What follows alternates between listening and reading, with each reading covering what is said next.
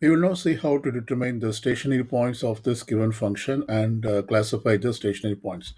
So basically, this involves about four steps. So these are the steps which I have outlined here.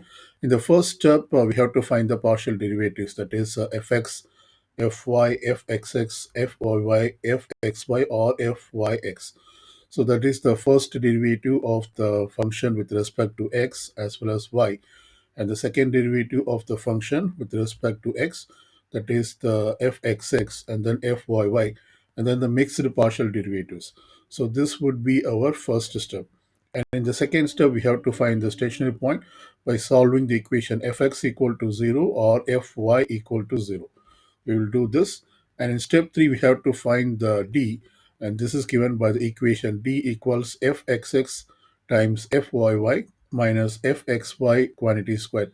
That is the partial derivative of the function with respect to x, the second order partial derivative of function with respect to x, times the second order partial derivative of function with respect to y, minus the square of the mixed partial derivatives.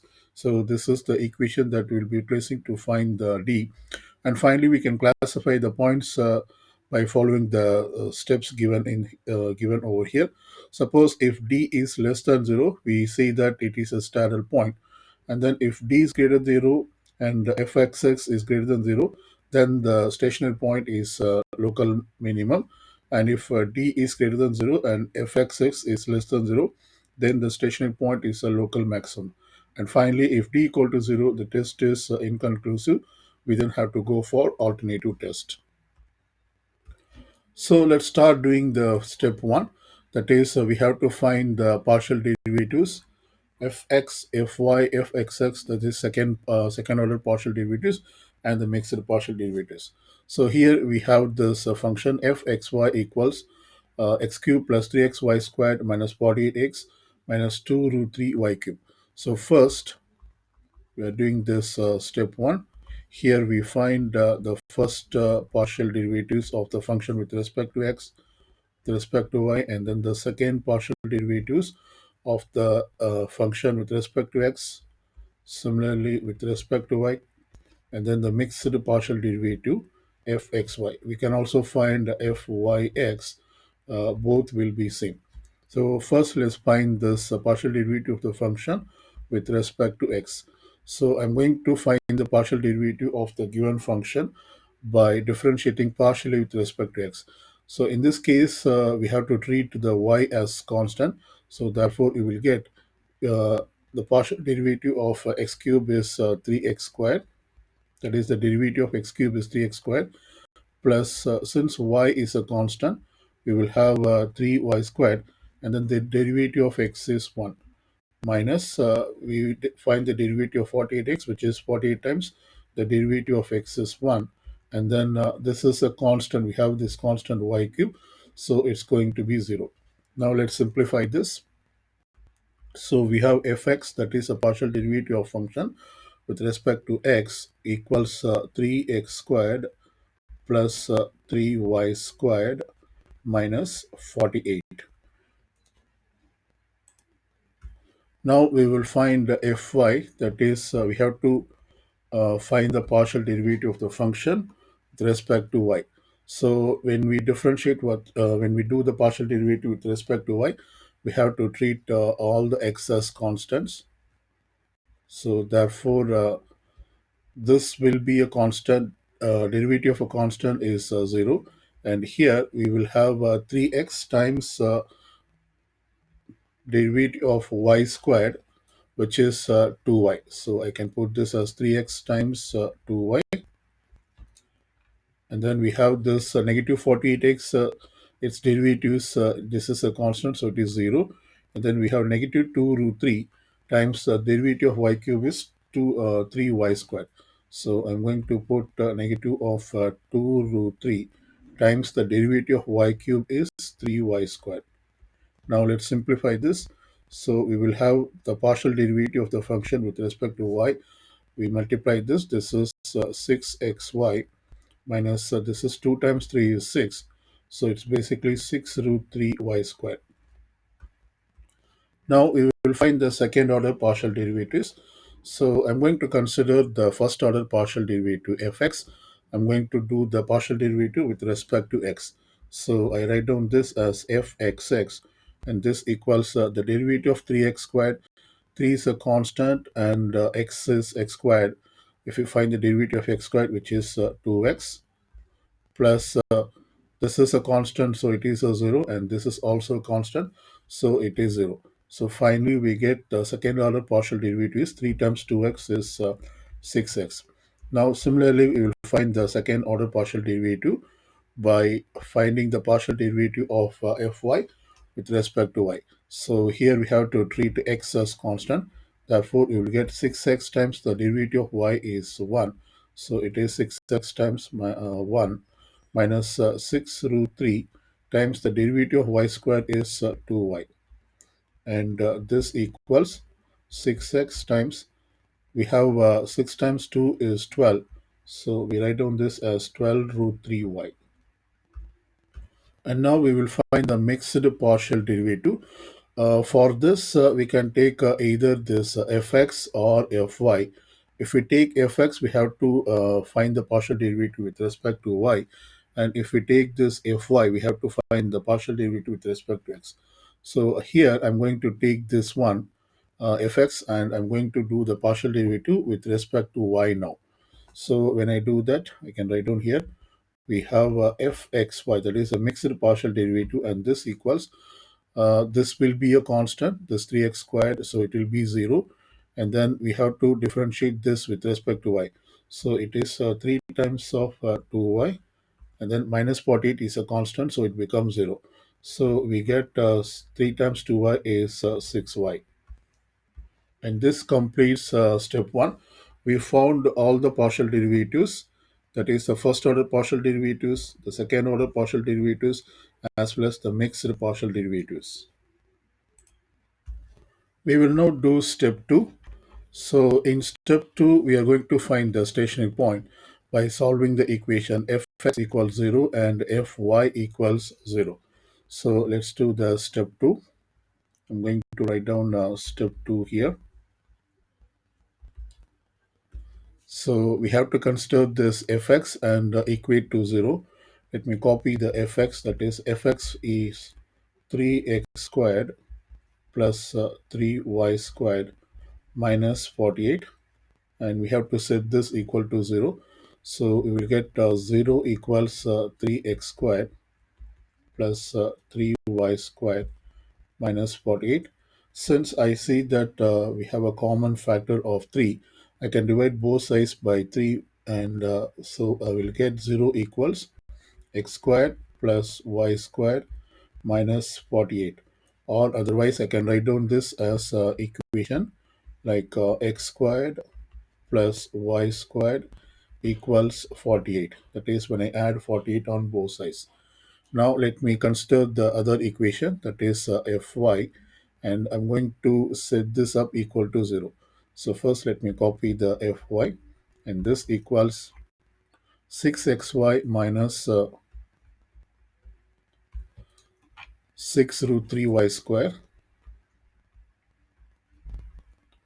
So let me put fy equals 0. So therefore this equals 0 equals 6xy minus 6 root 3 y squared. I can simplify this by dividing both sides by 6. And when I do that, I get 0 equals xy minus root 3 y squared. Now, on the right side, I'm going to factor y. And when I do that, I get x minus root 3y. And this implies we can solve for y. That is, y equals 0 or x minus root 3y. This factor equals 0. So from this, we can solve for x or y. That is, x equals root 3y. So here we have two values, that is y equals 0 or x equals root 3y. I'm going to take this y equal to 0 and put it into the first equation. Basically, we are solving these two equations for x and y, which will help us to determine the stationary points. So let me copy that first equation, that is x squared plus y squared equals 48. So first I'm going to plug in y equal to 0 into this. When I do that, I get x squared plus 0 squared equals 48. And this implies x squared equals, I'm sorry, this has to be 16, because when we divide this by 3, if you can see here, we have 48 here. So when we divide 48 by 3, this has to be 16. So let me change this to 16. This is 16, and this is also 16. So we have the equation x squared plus y squared equals 16. It is not 48. Changing this to 16. This is 16. So we get x squared equals 16. And this implies we have to take the square root on both sides. We will get x equals plus minus 4. So basically we get two values for x. So therefore we can say that stationary points.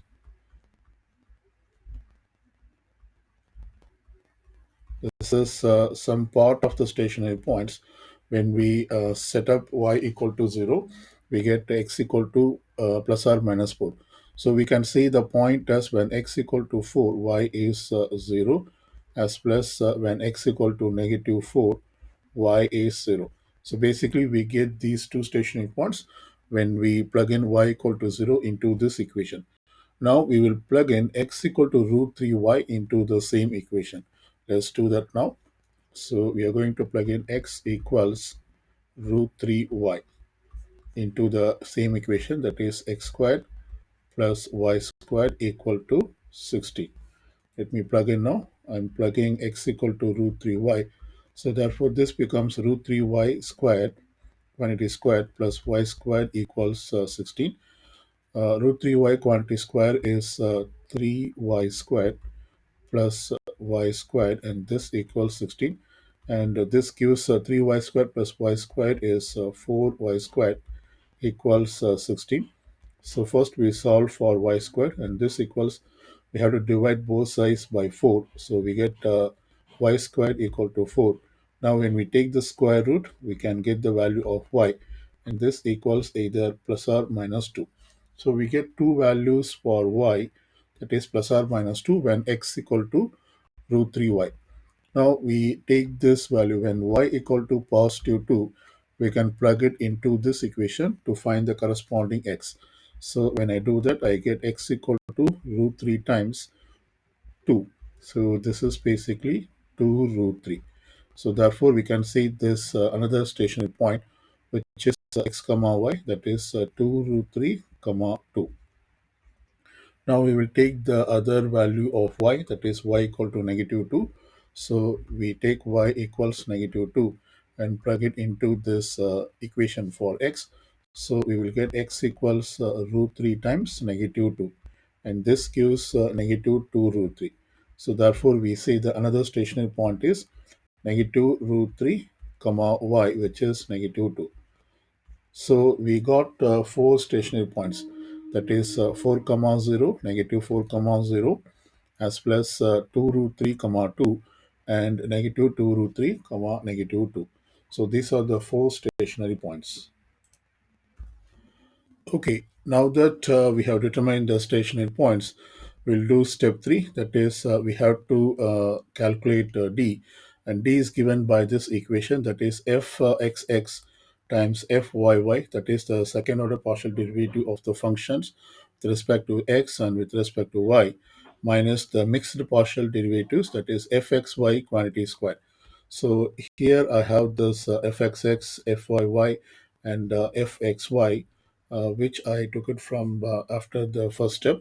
So let's substitute and find the d, or maybe we will also simplify the equation for d. So we get d equals fxx is 6x and fyy is 6x minus 12 root 3y minus fxy, that is the mixed partial derivative, is f6y. So therefore this becomes, we'll distribute the 6x.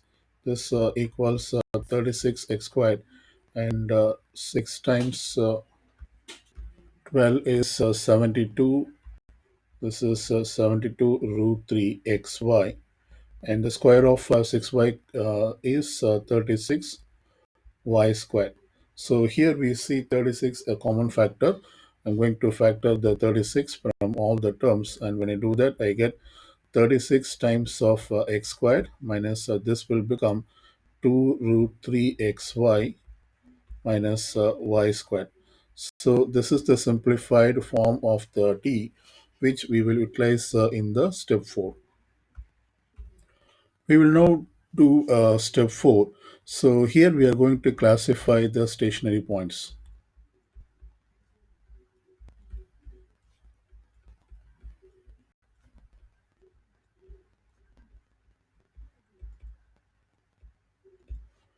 For this, we are going to consider each of the stationary point and evaluate d at each of the stationary point. So first, I'm going to consider the stationary point 4, comma 0. I'm going to plug in 4, comma 0 into the stationary point and determine its sign. That is, we have to determine whether if it is positive or negative. So we can call this as d of 4, comma 0. That is, we have to replace x by 4 and y by 0. So therefore this becomes, so this is the equation I'm plugging in. So 36 times x squared, which is 4 squared, minus 2 root 3 times x is 4 and y is 0. I just replace x by 4 and y by 0, minus y squared is 0 squared. So these two quantities become 0, and then we have 36 times 16, and this is I'm just finding the product. It's basically 576, and this is greater than 0. Similarly, we will find the value of t at the other stationary point. So I'm going to consider another stationary point, that is negative 4, comma 0. So I'm going to replace x by negative 4 and y by 0 into the equation for d. So when I do that, I get 36 times negative 4 quantity squared minus 2 root 3. X is replaced as negative 4 times y is replaced as 0 minus 0 squared. I think once again we are going to get the same value, that is negative 4 square is 16. So it's going to be 36 times 16, and this equals 576. So once again this is greater than 0. Now let's consider the other two stationary points. That is, let me consider this stationary point. That is, we can call this as d of 2 root 3, comma 2. So here I'm going to replace x by 2 root 3 and y by 2.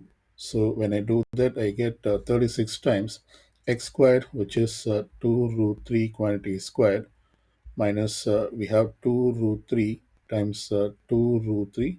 Replace x by 2 root 3 and y by 2 minus y squared, which is 2 squared. So let's simplify this, and this equals 36 times, this is 2 root 3 quantity square, which is 2 square is 4 and root 3 square is 3.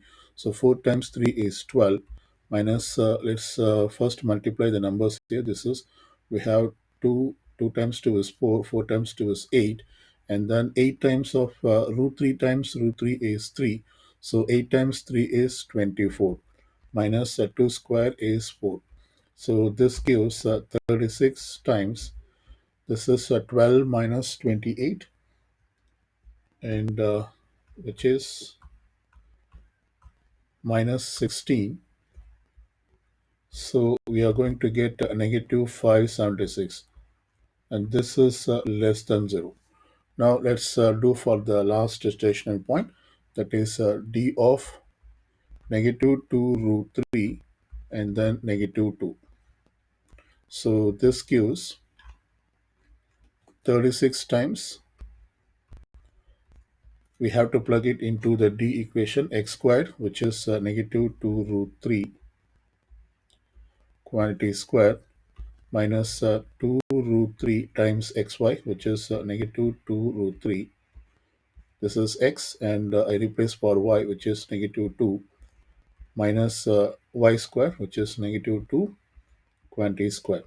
So let's simplify this. So we will have 36 times negative 2 root 3 quantity square is equal to positive 2 root 3 square, because product of negative and negative will become positive. So once again we are going to get positive 12, and here we have product of 3 minus, that is 1, 2 and 3. So it's going to be a negative, so I put negative. And when we multiply the numbers, we are going to get the same thing as we observe, as we got here, that is 24.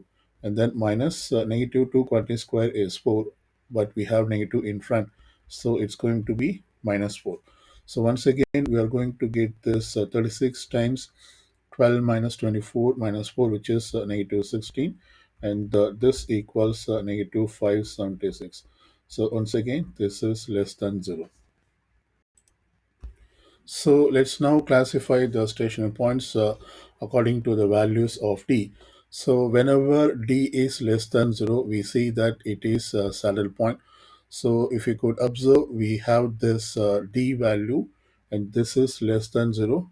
And at this stationary point, the d value is less than 0. So at these two stationary points, it is a saddle point. And at these two values of the stationary point, that is at stationary point 4 comma 0 and negative 4 comma 0, it is a positive, that is greater than 0.